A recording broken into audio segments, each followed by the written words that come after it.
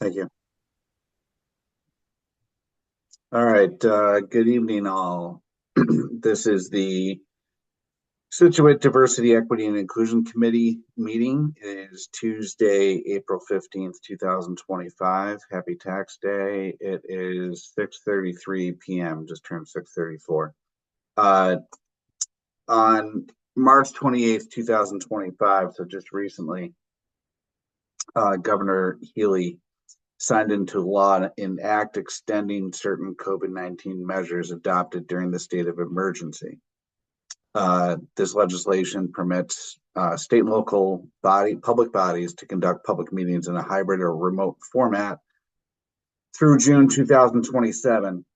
This meeting will be recorded by Scituate Community Television and can be viewed live on Scituate Community Television Facebook Live.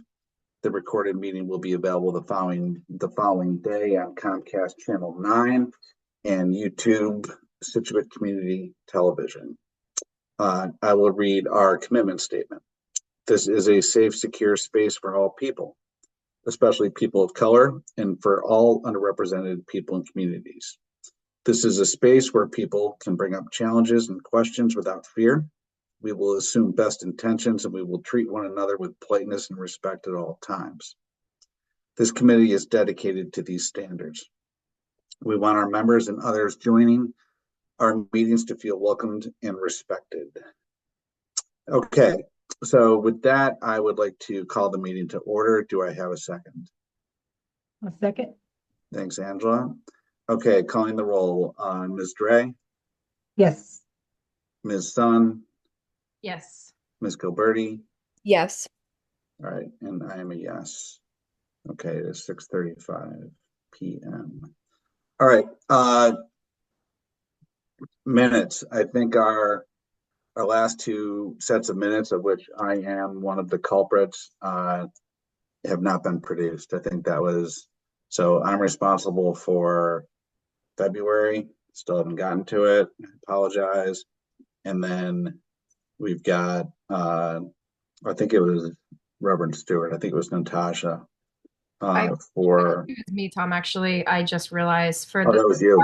Our last, sorry, our last meeting was 3/18. Is that right? Yeah. Yeah, those are mine. Apologies. Okay. All right.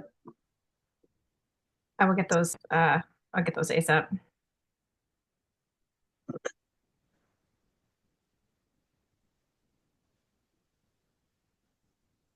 All right. And then maybe we give. Can I ask you to do these ones, Angela, and then we'll revert back to Natasha because she's not on today? Okay. Thank you. All right. So thank you all for re-upping. I think, Carrie, you didn't need to because you were our latest joiner. But we had already lost Celia. Natasha and Elena are sticking with us.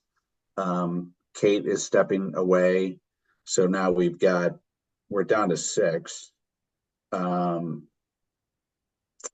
So looking to you, Bob, is that something that I communicate out to Sherry in terms of posting right. that we have a couple of opportunities that people want to join? Right. And then they'll post, and then, people can apply, and I think would be interviewed by the select board. Okay. But I think they would put that notification out. Okay.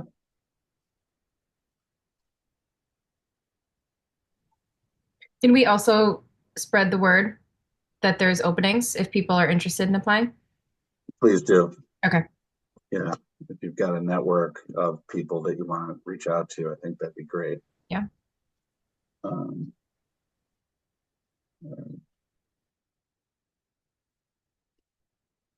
Okay. Town meeting was last night. I'll admit I wasn't there.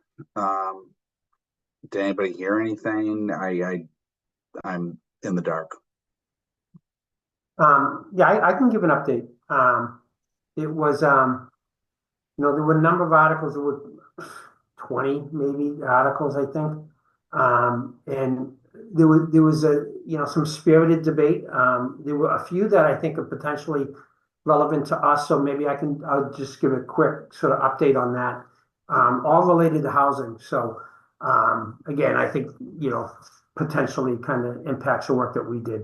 One was, there was an article regarding the sale or lease of the old Gates school, the middle school.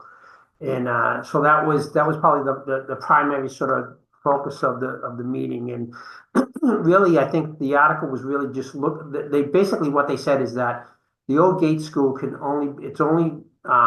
the only allowances for that is either for municipal use or housing. And so the select board had put a proposal out that they actually, designate that space for housing really what they needed from the town was just authorization to move ahead with the plan to create housing in that location. So went back and forth, and ultimately that was supported. So I think that the plan is to actually raise the building.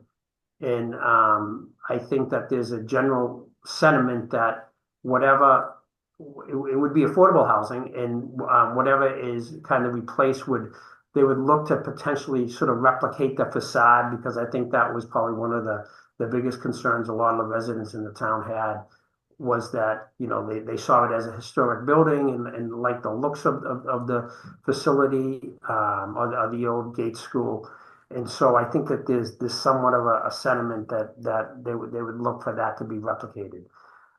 So really the question was really about whether or not the select board kind of had the support of the town to move ahead to secure housing, supported housing, not supported, but affordable housing in that area, or that location. And so that was ultimately voted in.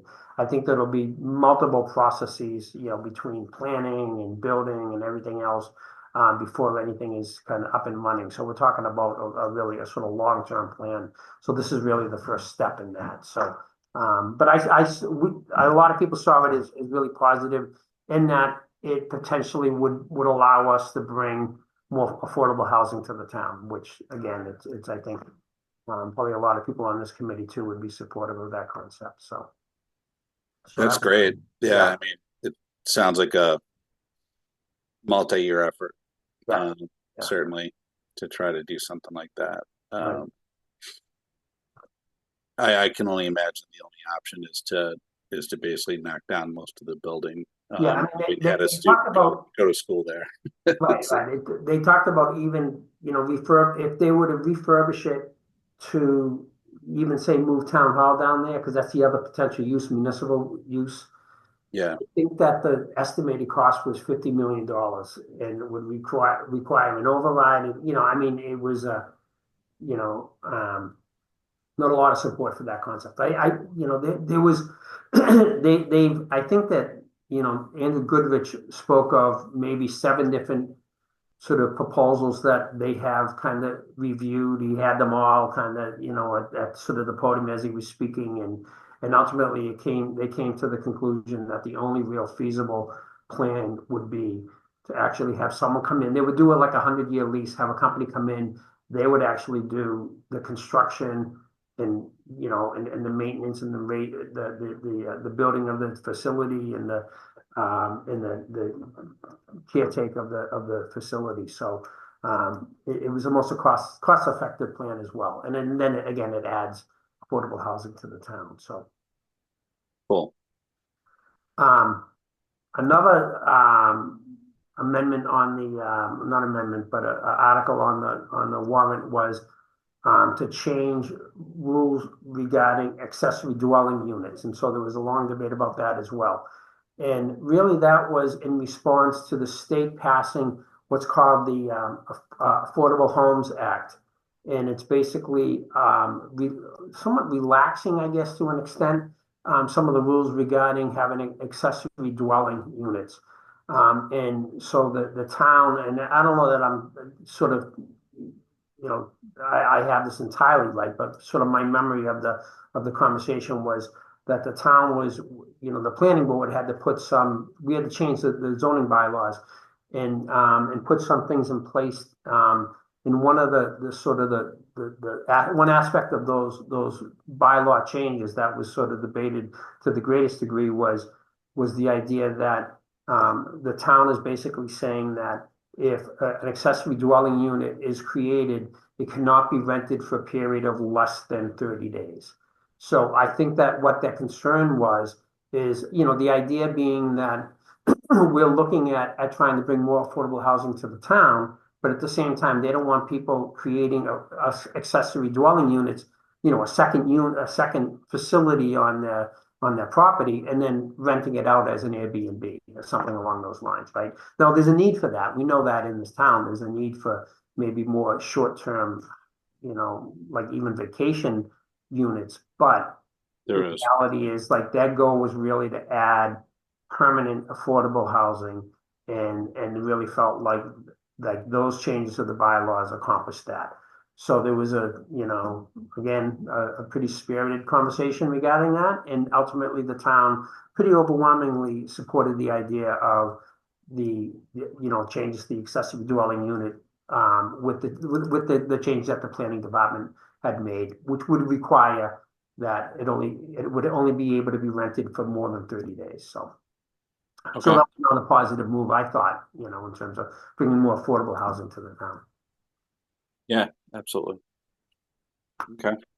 And then I guess another, and the last one that's kind of, it touches on housing is they made some changes to the bylaws again to give the building department more authority with addressing issues regarding abandoned buildings in the town. So there were buildings in the town that have been abandoned for years, vacant for years, and the homeowners are still paying taxes, and so as a result, there's nothing the town can really do about it. So they've changed they changed the bylaws so that if they're not maintained up to a certain standard, the building department can actually confine and address some of the concerns that may be raised by neighbors. So there's not a ton of units in the town that kind of fit this category, but there's enough that sort of eyesores for the neighbors. So again, it's all three was sort of the most prominent issues that I saw were all sort of housing related, and I think all positive changes. So Maybe the town can take control of the building with the music store on Front Street and actually make it some place that people will actually want to go. Maybe that's just me. Okay, thanks for the update. Any questions for Bob? All right. I was just gonna say, Bob, thanks for the updates. I had a quick question about the Old Gates property. I saw on the agenda there were like a few proposals for different types of housing. I'm just curious, like, did they designate affordable housing for seniors, or is it affordable housing in general, or that's still yet to be determined? it's to be determined. Okay. I mean, I think that, yeah, I mean, so they would, really I mean, I think that they sort of just didn't want to go there because really this question was, is the town, they accept the idea that the select board is moving towards this. And really it was just like, do we designate the space as municipal use or housing? And so that was really the question before the town. But generally it was assumed that it would be affordable housing, whether or not it would be general affordable housing or specifically, senior housing. There was talk about how, what's the unit? I'm forgetting, right across the street, the senior housing over near the library. Central Park? Yeah, Central Park. How right now I think the waiting list for Central Park is 300.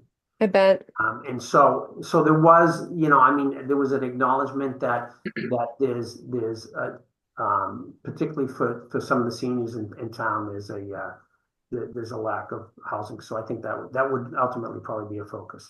Okay. What is Central Park, like 55 plus? I Or think so. Yeah. Oh, maybe actually, I'm not even positive. I mean, it's primarily senior, but I don't know if they accept people, you know, potentially disabled or just general affordable Okay. housing units. I think it's not primarily senior though. Yeah, I think so. Okay. Um, are there any updates on, I mean, it's going to be here before we know it, the new select board vote? Does anyone have any intel on that? Because I know, you know, Karen Canfield is stepping down. I think Karen Conley is too. Right.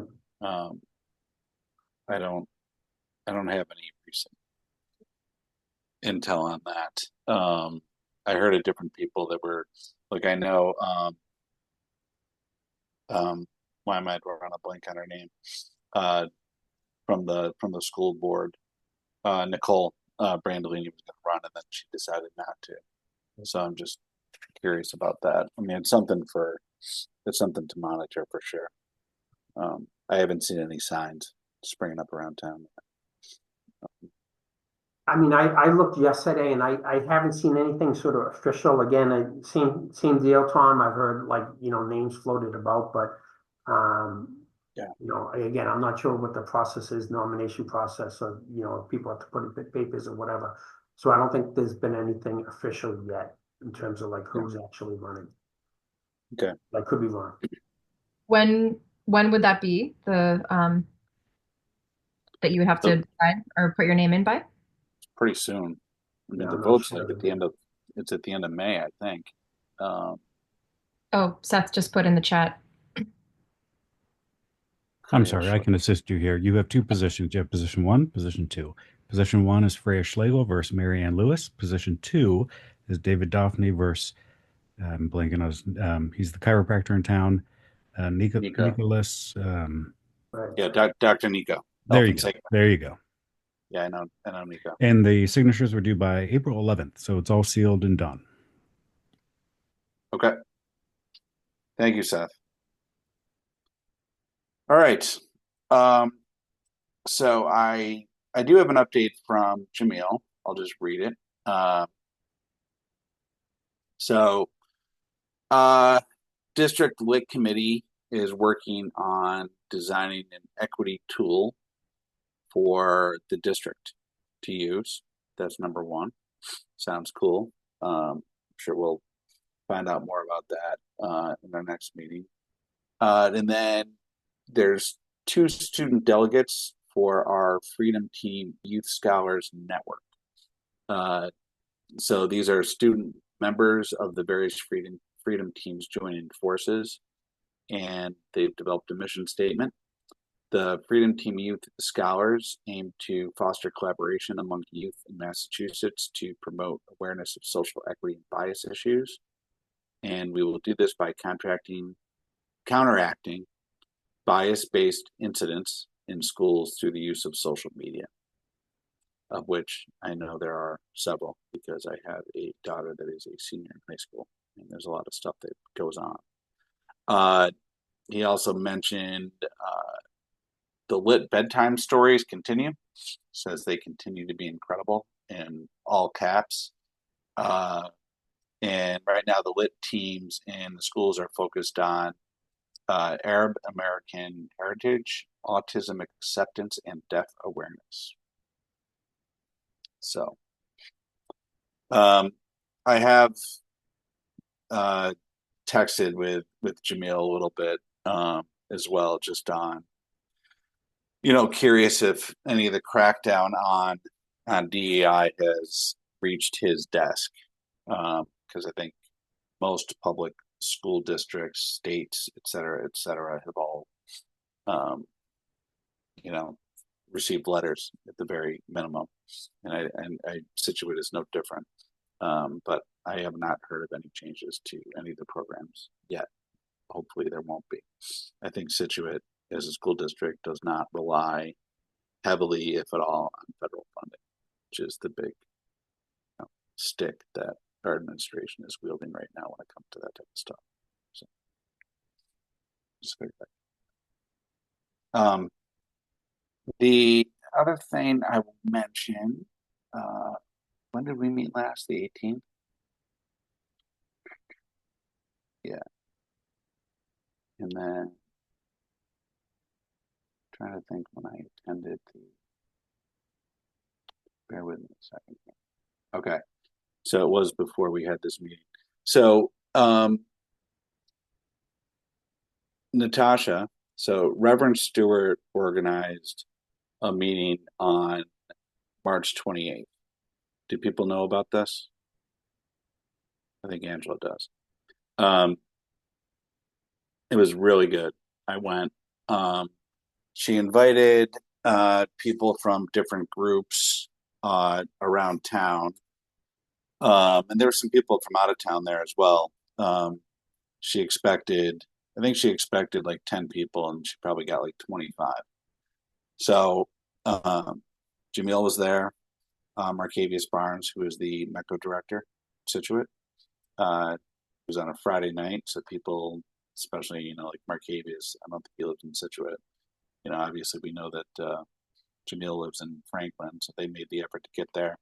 There were clergy leaders, in addition to Natasha, from different parishes in town. They were there. There was a Scituate Stride member, Jean Schildnick, who a number of people know in town. She was there.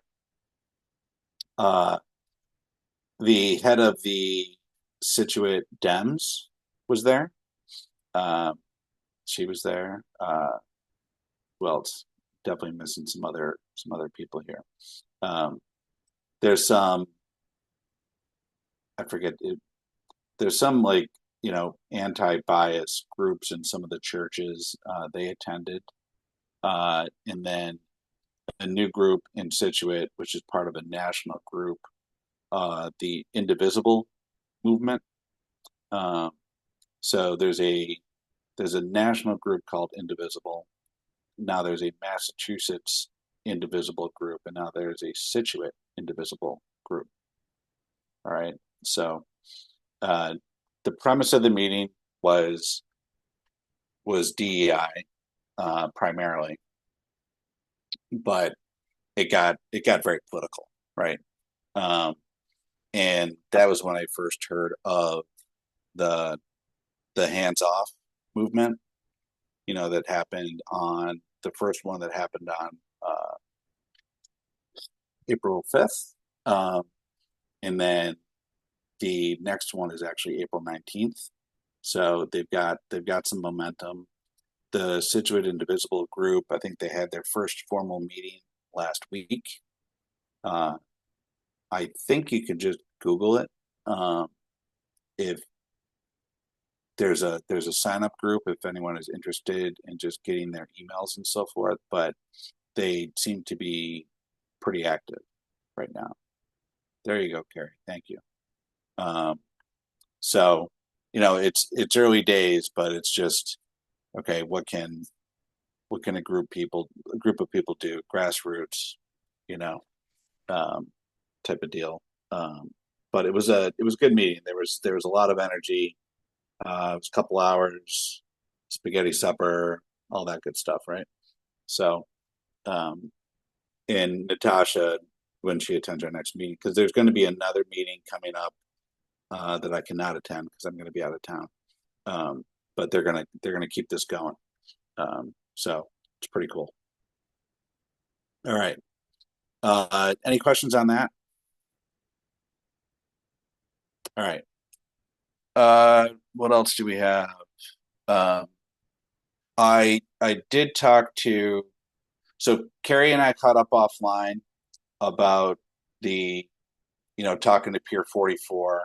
And Carrie, I'm sorry I did not follow up, but my action was to actually get with you, Angela, and Natasha about approaching the Pier 44 group, which we still have time. They're still having their meetings and so forth. I'm CC'd on. Their next meeting is actually tomorrow. But long story short, I still have that action to get with you, Angela, and Natasha, which I'm a couple weeks out from being able to do that because I'm going to be out all next week, and the rest of this week is just not going to happen for me. But I will do that, and we'll get something concrete and get a meeting on the calendar with Paul and a couple of his people and just have an open discussion with them as to what we want to do there and some ideas and really just kind of brainstorm. So that's the idea there. Other piece, Bob, thank you. So Bob sent me, I don't know if you sent it to everybody, Bob, the links. No, I just sent it to you, Tom. Okay. So, and I've already had one of them. I need to look through the rest of them. I'll share the document. So this was the links for our webpage. Let's see. Okay, there we go. So thank you. Some really good stuff here.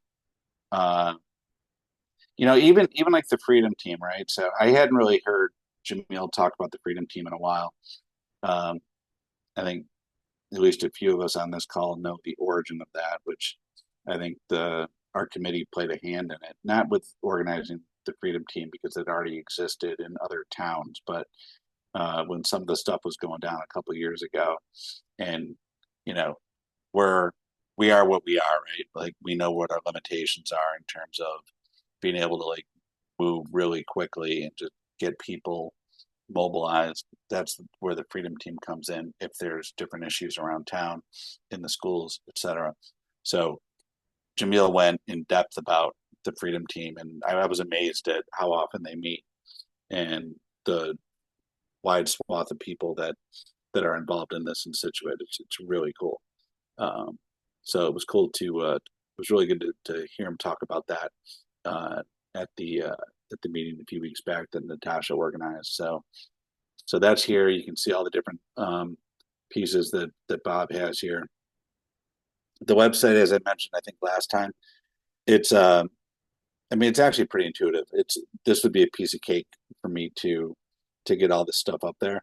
I think the thing I want to do is just figure out.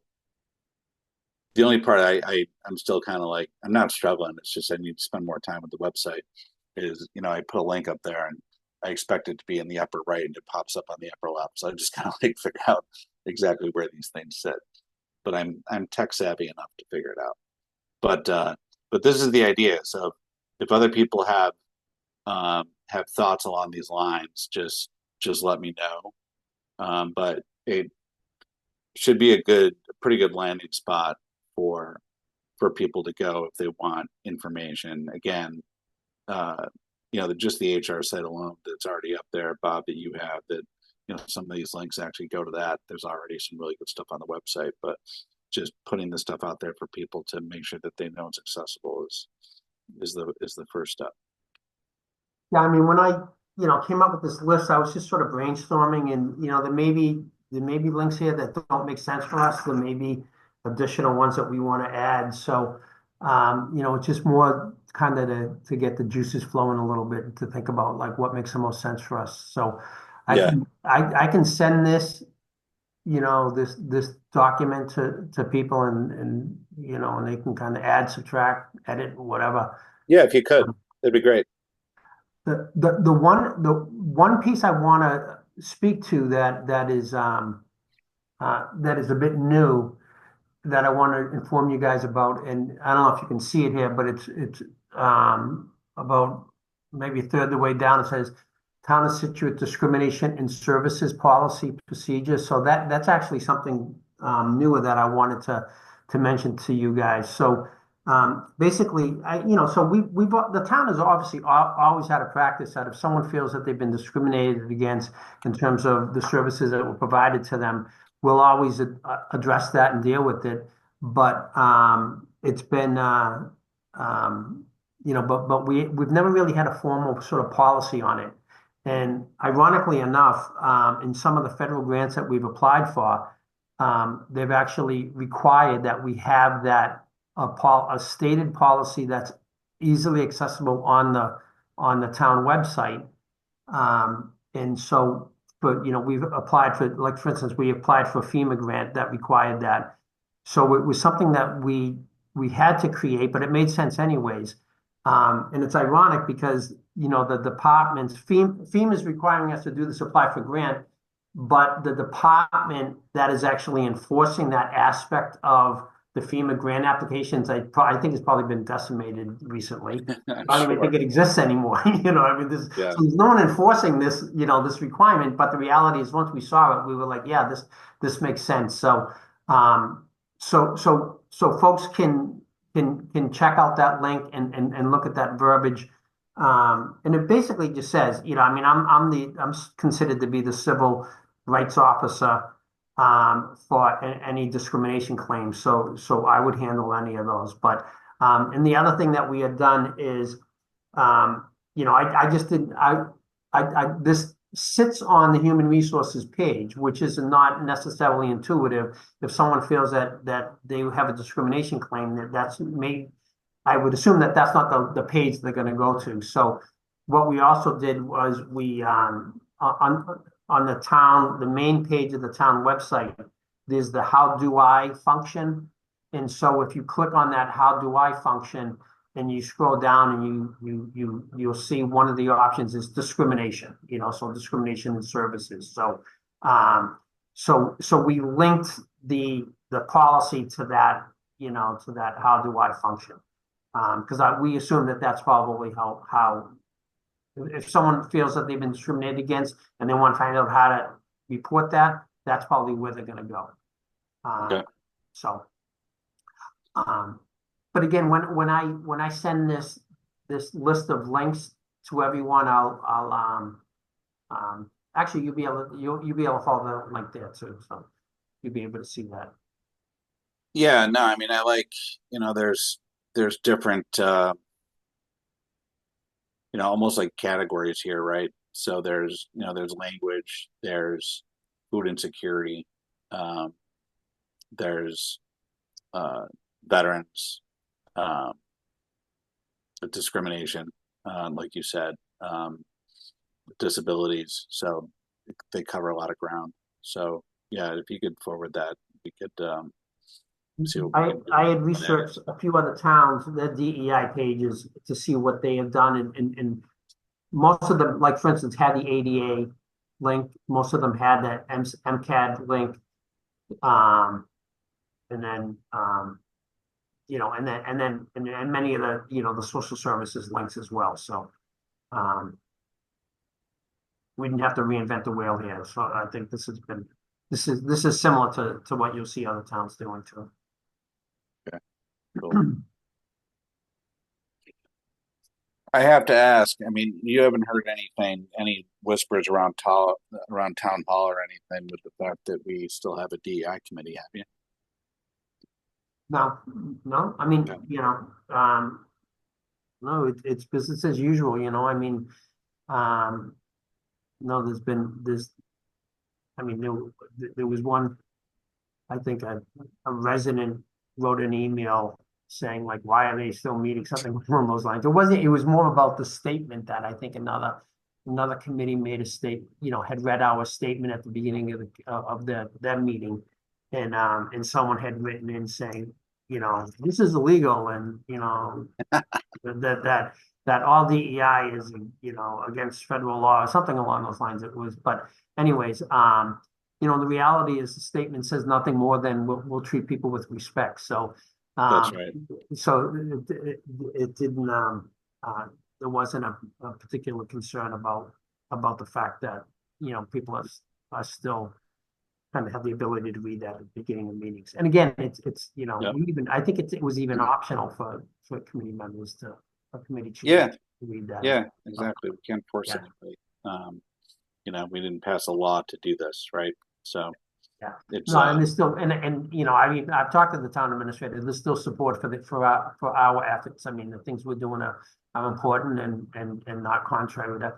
I mean, really, what people I think are really confused about when it comes to the sort of the federal sort of push. It's really, I think that the concept is that if a DEI initiative could be deemed as discriminatory in nature, then exactly it's problematic. And so, that's right. and I think that they would probably argue that in the affirmative action plan, something like that, you know, someone may argue that's discriminatory in nature, but again, that's not the work that we're doing, right? We're talking about, you know, how do we educate our residents about services available to them? How do we make sure that we include everyone? You know, so there's nothing that we're doing, I think, that could run afoul of what the federal government's new interpretation of, you know, legality is. So Yeah, I mean it's funny, right? Because the ironic, funny, whatever, horrifying.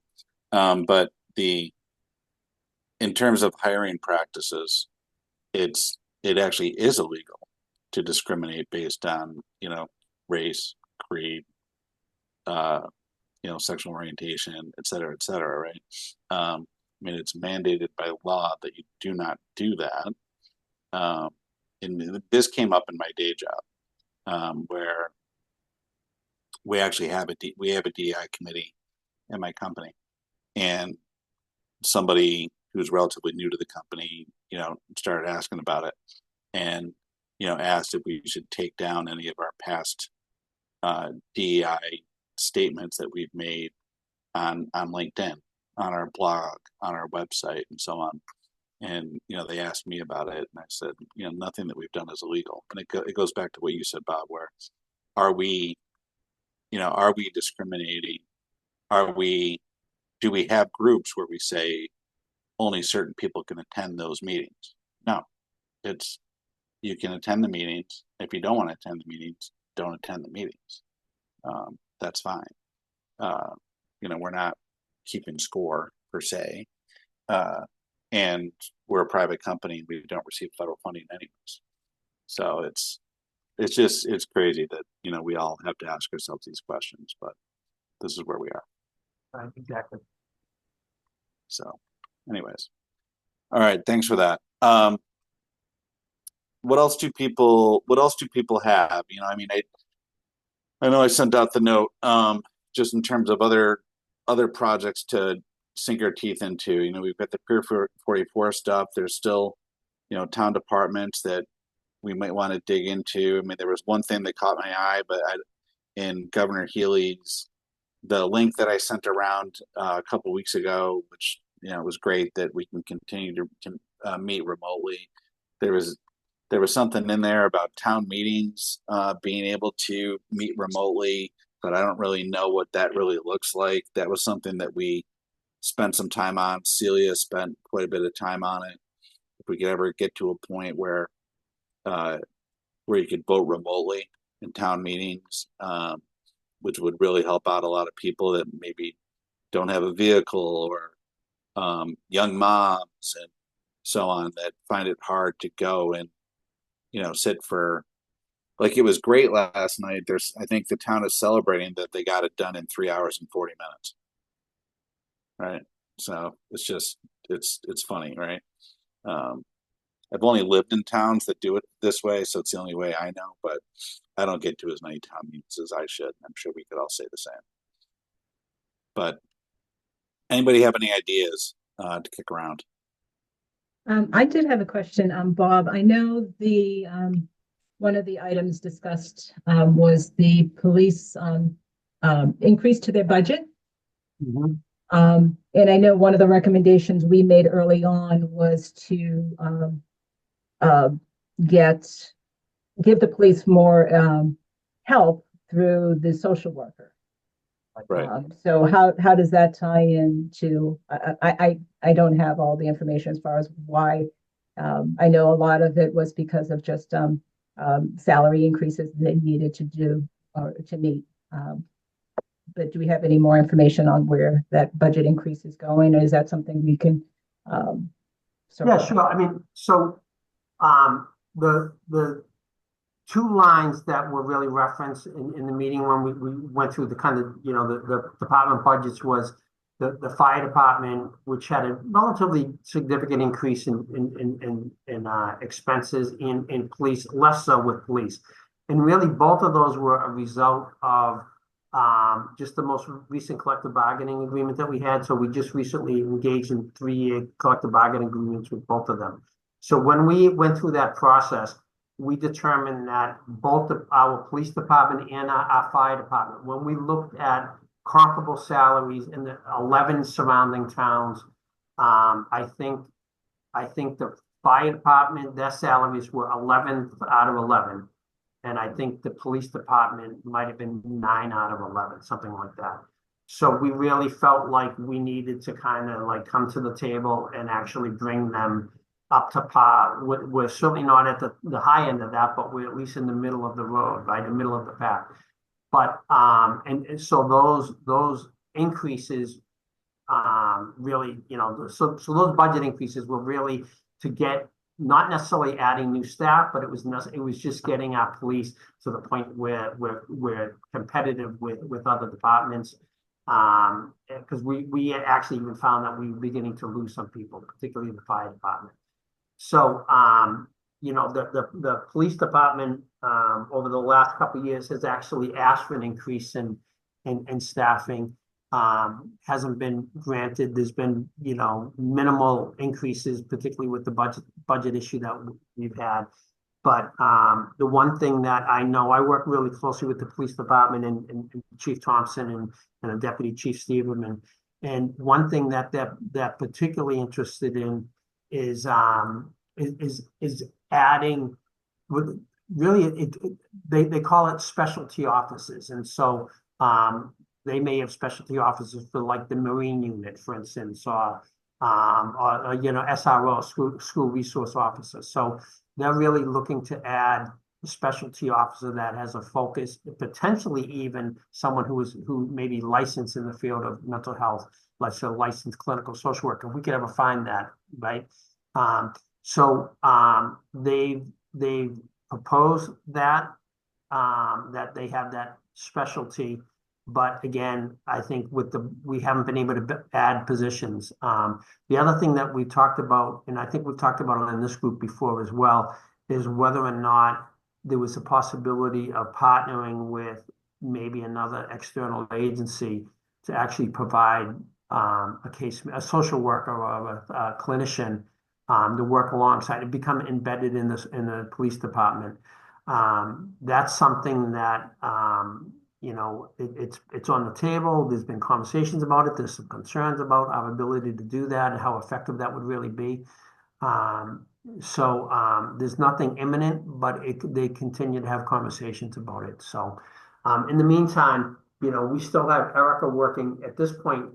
Erica Soros, who's the social worker for the town, her primary focus at this point has been working with referrals from the police department.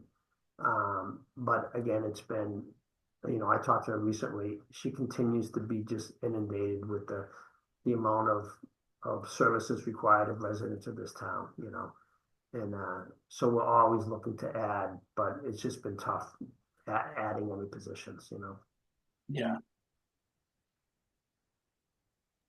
Thank you. It was pretty cool that, Bob, I think you were instrumental in getting the social services survey sent out from the town, and we shamed Cohasset and Hingham. We crushed them in terms of responses, which was cool.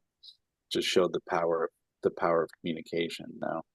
Because I mean, a lot of the questions in that survey, and I did the interview as well, which I think I mentioned a meeting or two ago with the I think they were BU students, was around social services, and I felt somewhat knowledgeable on the topic from working with Erica, a couple years ago now. But yeah, she pours her heart into this. She is the type of person you worry about just because she's certainly overworked and stressed, and it's a high stress job. Yeah, I mean, I think we're really, in terms of, particularly in comparison to other towns, I think we're really ahead of the curve in terms of, I mean, we have that full-time social worker. We have, social peer recovery. I mean, even that in and of itself, and the impact that organization has on this town, and the full-time position in facts, and I think that there's a real focus. I mean, I'm so proud of what our police department does. I really am. I work so closely with them, and there's such a focus on making sure that that when they have engagement with our residents, that they're really looking at from a perspective of sort of helping Yeah. and pulling in, Anne Marie and Sasha Perry and Erica to look at the best way to kind of help an individual who's in crisis. And so, particularly compared to other towns, I think we're light years ahead. But I still feel like we're kind of behind the eight ball a little bit because the needs are so great. I mean, you think of 18,000 people and how many of those individuals actually need services in some way.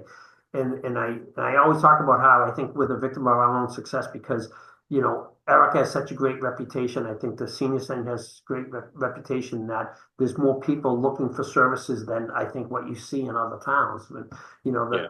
in Cohasset, they only had a part-time social worker, and that person really didn't have it. It was just underwhelmed in terms of they weren't getting referrals because I think it wasn't the culture of the town where in this town it really is. I mean, and so, but as a result, there's just like the need is greater than what we can currently, respond to, which is so we still need more resources. Yeah. Yeah, indeed. Okay. Uh, what else do we got? Tom, I think one of our strengths, I guess, as a committee is us meeting with town groups specifically and kind of in small groups and then making, recommendations to them and passing it. I think that's, an important part of our charge, I would say. I did enjoy meeting with social services that time and I think it does show, to the select board like, hey, this particular person or group in town does need X, Y, and Z, and here's why. And here's why it's important. Totally agree. Going back to, the origins, 4 years back or what have you. Um, yeah, I mean, we sent out the survey to, I think, just about every town department, 20 plus, right? And then we kind of cherry picked the ones that we thought um, where we could be of most assistance or where there was more opportunity for change, uh, improvements, what have you. And that was the police department. We met with the fire department, so all public safety really. Um, you compare that with like Widow's Walk, right? Like there's just not a lot we're gonna be doing with. They run a great facility. I actually know. I think it's Ian. Hmm.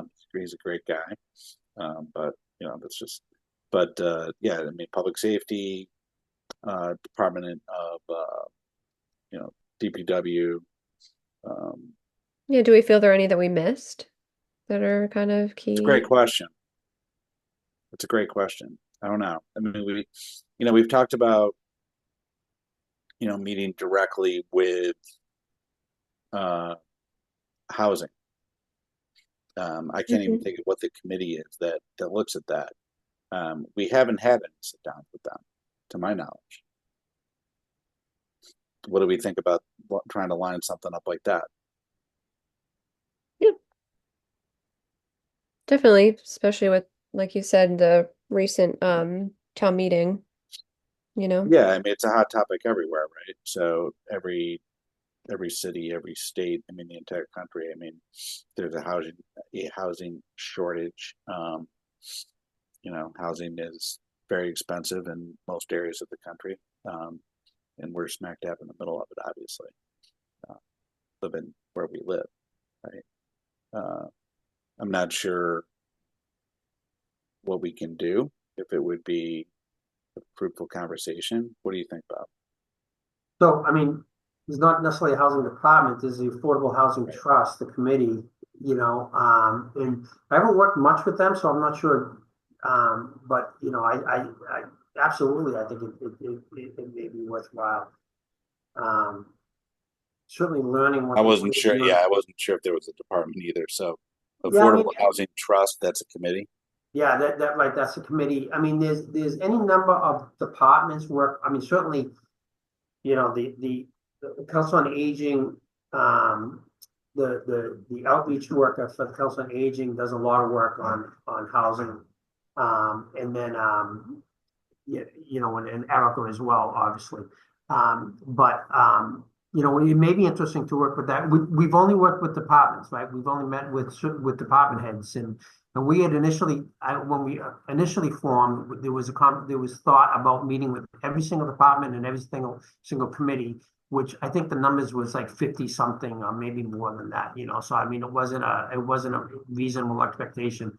But yeah, I would say that potentially makes sense. The other one that we talked about meeting with that we never really did was veteran services. So at the time, we were talking about meeting with the Social Services Department, FACS, and Veteran Services at the same time.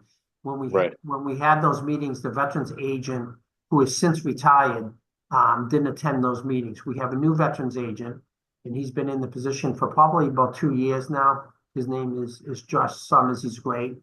And now that he's got his feet settled a little bit, maybe it would make sense to, this seems almost like an offshoot of social services, right? He's Yeah. one social service, human service position, or one of them in the town. So I think there's some logic to that as well. So, That's the Veterans Advisory Council? no, I mean, actually, we have a veterans agent. So we employ Josh Summers. an agent, Josh, so I think it may be interesting to have a conversation with him about, the conversations we have with Erica, I think were particularly helpful for this department. I mean, for the committee to understand like how we, as a town, how we approach services, how we reach out to clients, how we reach out to residents, the challenges we faced. So I felt like that was a really productive conversation for us. And so similarly, we may find something similar with meeting with the veterans agent. And now that he's a bit settled in the position, he was new to it. But he's a veteran himself. I think that if we're talking about next departments to meet, I would certainly say that would be one to consider. Okay. I'm game. You learn a lot, right? So I mean, I learned a ton through meeting with Erica. Like I had no idea, right? I mean, I knew about the beautiful new senior center. It's an incredible building and so forth. But you see that, you don't necessarily see everything else that's going on, right? And everything that she's dealing with. So yeah, as far as a meeting with Josh, Bob, is that something you could reach out to him and Absolutely. I mean, arrange? what we had done before was just, volunteers from the committee, like who's interested in. Exactly. So we can't, we'd have to limit it to 3 anyways, right, Tom? Yeah. So yeah, if people want to volunteer, or I know we're missing a few members today, but if I can get names of people who are interested, I can absolutely schedule a meeting with Josh. And what we had done previously too, we had some questions. We had done a questionnaire for the previous veterans agent. Clearly, we haven't done that with Josh since he's new to the position. So I guess that's the other thing is how do we want to approach this? Do we want to sort of to ask him some initial questions, have them answer a questionnaire, or do we just want to schedule a sort of get together and I mean, I think we can look back at the questions that we had prepared. They probably still hold, right? Yeah. Assuming that they do. I mean, I think my approach to this stuff is usually just an informal discussion, right? And we don't want to have him back on his heels. I mean, if anything, we're here to help, and if there's frustrations that he has or things that he wants to point out that are great, that's fine too. But we're here to help and maybe provide a little more juice to some of the, we've been at this for a while, and we know some of the ins and outs, and Right. I think it'd be good. Yeah, so if if we Christina want- raised her hand, so she's leading the charge here. So yeah. Yeah, I don't mind. I mean, I would certainly meet with them as well. So, yeah, that'd be good. Again, I'm a couple weeks out from being able to do anything. The week of the 28th, I'll come back up for air. But I think that'd be great. And yeah, I mean, the housing is another one. But yeah, maybe we kickstart the better. I don't want to dominate here. Others people can. There's a million committees. I was just looking up at the website. You just go to government, look at the boards and committees. There's a million of them. But I mean, affordable housing trust seems to make a lot of sense for us. And then yeah, the veterans piece. Tom, I'd volunteer to join the either, but housing probably. Just given Okay. my day job with homelessness, I could be interested in that. That'd be great. Tom, I would be interested in the housing also. All right. So I mean, and I don't want to assume anything for Natasha or Elena, but yeah, we can start with, Carrie and Angela with the housing, and Christina and myself for the veterans. Right. Yeah. Yeah, I'll work with you guys to schedule a meeting and we go Awesome. from there. Perfect. All right. It is the bottom of the hour. Does anybody else have anything they want to discuss? All right. Good stuff. Nice, clean 4-person meeting. Right to the T. Okay, so it is 7:30 p.m. And I would like to call for the meeting to be adjourned. Can anyone second that, please? Second it, Tom. Thank you. All right, calling the roll. Ms. Dre, Yes. Ms. Gilberti, Yes. Ms. Sun, Yes. and I am a yes. So it is 7:30 p.m. and the meeting is adjourned. Thanks so much. Thanks, everyone. Thanks, Steph. Thanks, Bob. Bye. Bye, guys.